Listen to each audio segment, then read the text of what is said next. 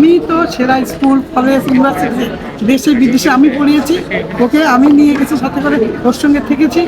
এখানে এসে কোন গ্রুপের সঙ্গে মিশলো, ওর যে স্কুল ফ্রেন্ড কলেজ ফ্রেন্ড কেউ নেই, যাচ্ছে তাই কি চ্যাটিংয়ের ফ্রেন্ডদের সঙ্গে আর বন্ধুত্ব, ওইসব লোকের সঙ্গে মিলে ওই যে ধরাটা খাইলো ইয়াতে ওইটা কি ওর পুলিশ চ্যাটিংয়ের ফ্রেন্ড, ওইসব লোকের সঙ্গে মিশে ওই বুদ্ধি দেয়, এগুলো করছে।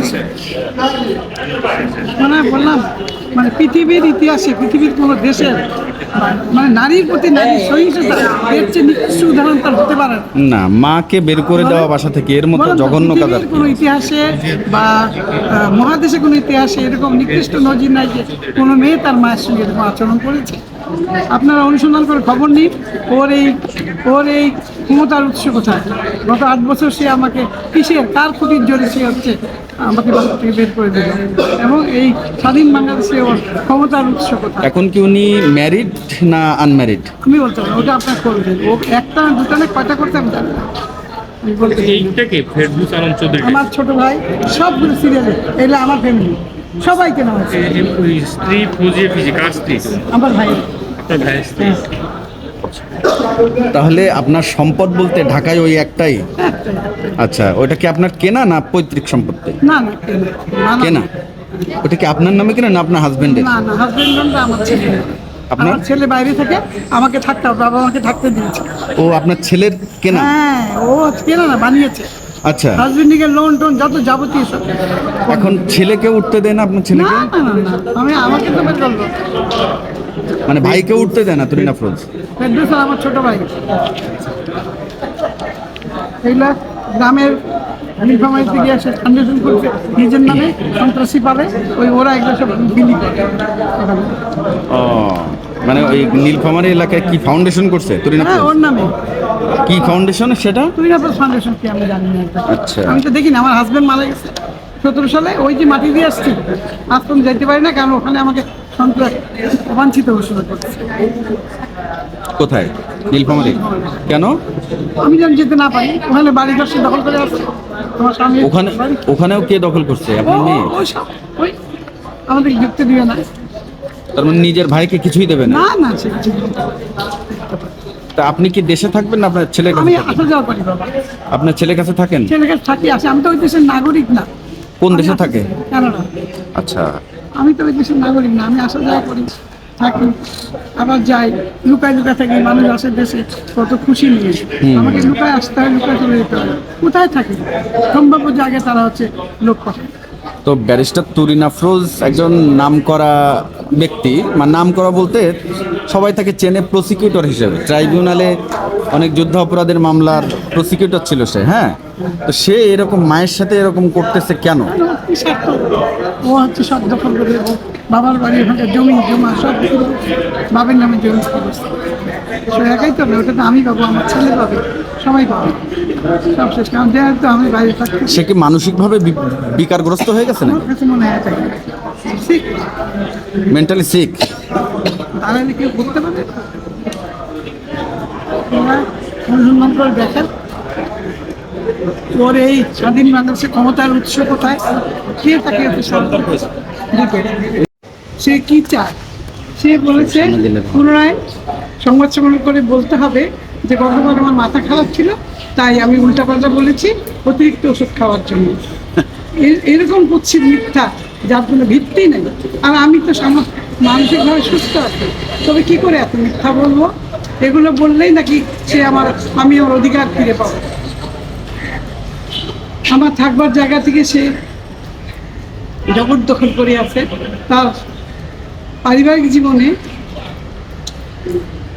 নানান জটিলতার জন্য সে আমার কাছে থাকতে চেয়েছিল, আর সেই কিনা আমাকে জোর করে ভয়ভীতি থেকে বাসা থেকে বের করে দিল, এবং 1 বছর সে আমাকে বাসা থেকে ঢুকতে দেয়নি। এত মিথ্যা, এত মিথ্যা যে 2024 সালে শেষে এসেও সেই স্বাধীন বাংলাদেশে সে বীর দর্পে দখলদারি করছে। কিভাবে আপনাকে নির্যাতন করছে? আমি আসছি ঢাকায়, লুকায় থাকতে হয়, এখানে থাকি, এখানে পালিয়ে থাকি, যেখানেই থাকি। রম্বাব আমার আত্মীয় বাসায় লোক পাঠায় আমাকে মারতে, এরকম করেছে, গততে করেছে, এখনো তো কালকে তো সে আমাকে ফোন দিয়েছে, আমি ধরি ভয় ভীতি দেখা ভয় ভীতি থাকে। এখন কি কি ধরনের ভয় দেখায় এখন? এগুলা করতেছো, এটা এটা করো না, এটা করো না। আমি তো ফোন ধরি, কালকে আমি ফোন ধরিনি, ওর ওই মুখাপেক্ষি হইনি। এখন পরিবারে যাওয়ার চেষ্টা করেছিলেন? না, আমি যাইনি। যাওয়ার চেষ্টা আমি করেছেন? যেতে চাই, আমি এই জন্যই এসেছি। এখন তো আমার দেশ স্বাধীন। আপনার মূল অভিযোগটা কি বুঝতে পারলাম না। বাদ দিতে চাই, যেতে দিচ্ছেন না। আপনি কি চান? মূল অভিযোগটা আপনি সেটা একটু আমি বলেন। আমার মানবাধিকার চাই, আমি আমার নাগরিক সেই মানবাধিকারটা কিভাবে কি আমার নিজের বাড়িতে আমি থাকতে পারছি না, আমাকে বের করে দিয়েছে। আমি এই বাড়ি ও বাড়ি ভয় থাকি, যেখানেই থাকি সে খবর পেলে ওখানে লোকজন পাঠায় আমাকে খোঁজে। আপনি কি এই ব্যাপারে কোনো মামলা করেছেন? না, আমি তো আমার বাড়িতে মানুষ, আপনি তাহলে অভিযোগটা কিভাবে ফেরত পাবেন? আমি আপনাদের মাধ্যমে জানাতে চাই। আমরা তো আপনার বাড়িতে যাইতে আসবো না। তা আপনি কি কোনো মামলা করেছেন কিনা? আচ্ছা ভাই, সে তো আর সেটা বলছে না যে মিডিয়ার কাছে ফেরত চায়। আচ্ছা, আপনি একটু গোছায় বলেন তো যে মেয়ের সাথে আপনার এই সম্পর্কটা এত তিক্ত হলো কেন? হ্যাঁ, মানে কি কারণে সে এটা করছে? আপনার জমিটা কেন দখল করবা বা আপনার বাড়ি থেকে বের করে দিল কেন? এটা এই সম্পর্কটা কেন হলো? আগে তো ভালোই ছিল। আমার বাবা মারা যাওয়ার পর একদম খোলস খুলে বেরিয়ে আসে। তখন সে আমাকে ভয় ভীতি দেখানো শুরু করলো। ওই পুলিশে যায়, বলে থানার লোক আসছে, আমাকে ভয় দেখা যায়, দিদি করছে, এইটা করছে। আমি তো একা থাকি, আমি ভয় এখান থেকে মানে বাধ্য হয়েছি চলে যেতে। আপনার বাড়িটা কোথায়, কোন বাড়ি? এইটা একটু সংক্ষেপে আপনি বলেন যে উত্তরায় আমার এই বাড়ি, সেই দখলদারি সে ওটা উত্তরায় বাড়ি, ওগুলো সহ বলেন আপনার বাড়ি। আমার বাড়ি, আমার বাসার থেকে বাবা মারা যাওয়ার পর আমাকে বের করে ভয় দেখিয়ে, এবং এই দখলদারি শুধু এখানেই নয়, আমার গ্রামের বাড়ি নীলফামারীতে, আমার মানুষের গ্রামের বাড়ি, সেখানেও আমাকে নিষিদ্ধ করেছে। আমি যাতে ওখানে না যেতে পারি সেই জন্য সে ওখানে এলাকার সন্ত্রাসীদের লাগিয়ে দিয়েছে। তার নামে ফাউন্ডেশন খুলে সেই সন্ত্রাসীরা আমাকে ভয় দেখায় এবং আমাকে জামাতে রোপণ বানিয়ে লিফলেট বিতরণ করছে। এই লিফলেট বিতরণ করছে। এবং আপনি কি জামাতের সাথে সংশ্লিষ্ট কোনোদিনও ছিলেন? না, আচ্ছা, তো কে আপনাকে জামাতের রোকন বানালো? কে? মেয়ে তুলে নাও। আপনার মেয়ে? তো আপনাদের এই পারিবারিক সমস্যাটা আপনারা পারিবারিকভাবে কি মীমাংসা করতে পারলেন না? পারিবারিক নয় বাবা এটা, কারণ ও তো গতদে সে সব রাষ্ট্রযন্ত্র ব্যবহার করে আমাকে ভয় দেখিয়ে, আমি থানায় জিডি করতে গেলে আমার জিডি নেয় না, ঘন্টার পর ঘন্টা আমাকে বসিয়ে রাখে। আচ্ছা, এখন তো দিন এখন পাল্টে তো গেছে। পরিস্থিতি চেঞ্জ হয়েছে। এই জন্য আসছি। আচ্ছা, আপনি ইয়ে করেন, এখন আবার নতুন করে থানায় যান, অভিযোগ আমি করেন। যাইনি, আমি যদি আপনার সাথে কথা বলি তারপর আর কি। আচ্ছা, ঠিক আছে। আমার মনে হয় আন্টি, এতদিন তো উনি আগে প্রসিকিউটর ছিল, আপনি যেটা বলছেন যে পাওয়ার এক্সারসাইজ করে, Power exercise। তাহলে এখন কি আপনি বাড়ি ফেরত চান, তাই তো? আপনি এটা একটু বলেন। আইনগত আমি ব্যবস্থা ওর নেন। বাসায় উঠতে চাই। এর কথা। উত্তরার বাসা? জি, ওই তিন নম্বর সেক্টর। কত নম্বর বাড়ি বলা যাবে? 15 number house, 11 number. Sector 3 15 house. ওর এই মানে এই পাওয়ারটা পাওয়ার তো এখন নেই, এখন তো প্রসিকিউটর। এখনো ভয় দেখাচ্ছে। এখন আচ্ছা, আপনার পুরো নামটা বলেন। শামসুন নাহার ইসলাম। শামসুন নাহার। আপনি তো উত্তরা থানায় একটু যোগাযোগ করেন, উত্তরা থানায় যোগাযোগ করেন। চিকিৎসায় সুস্থভাবে নিরাপদে থাকতে পারি, কারো কাছে আমি হাত পাতিনি বা কারো কাছে আমি আশ্রয় চাইনি। আমি শুধু একজন বাংলাদেশি হিসাবে আমি আমার নাগরিক অধিকার চেয়েছিলাম।